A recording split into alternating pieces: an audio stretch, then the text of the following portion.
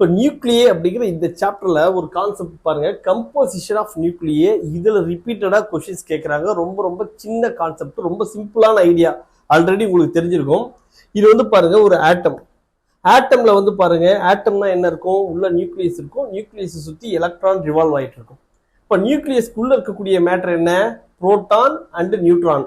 புரோட்டானுக்கு வந்து என்ன சார்ஜ் இருக்கும், நியூட்ரானுக்கு வந்து என்ன சார்ஜ் இருக்காது. இப்ப நியூக்ளியஸ்க்கு உள்ள இருக்கிறதுனால டோட்டலா இந்த புரோட்டான் நியூட்ரானுக்கான காமன் நேம் வந்து என்ன? நியூக்ளியான்ஸ். சரியா?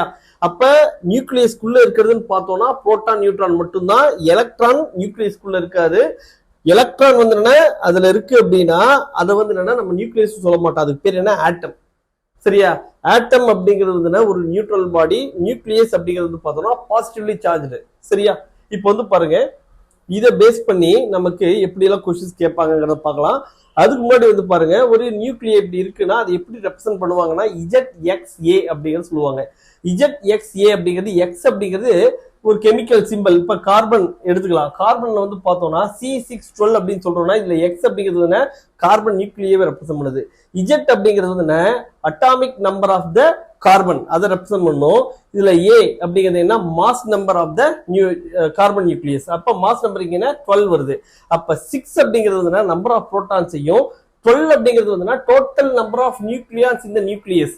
நியூக்ளியஸ்க்குள்ள எவ்வளவு நியூக்ளியான் நம்பர் இருக்குங்கிறதையும் இந்த 12 அப்படிங்கிறது ரெப்ரசென்ட் பண்ணும். சரியா? அப்ப இதை பேஸ் பண்ணி நமக்கு கொஸ்டின்ஸ் கேட்கறாங்க. இந்த கொஸ்டின்ஸ் வந்து என்னங்கிறது நான் உங்களுக்கு ஒன் பை ஒன்னா டிஸ்பிளே பண்றேன். இதை பார்த்துட்டு நீங்க என்ன பண்றீங்க, நமக்கு கமெண்ட் செக்ஷன்ல ஆன்சர் பண்றீங்க.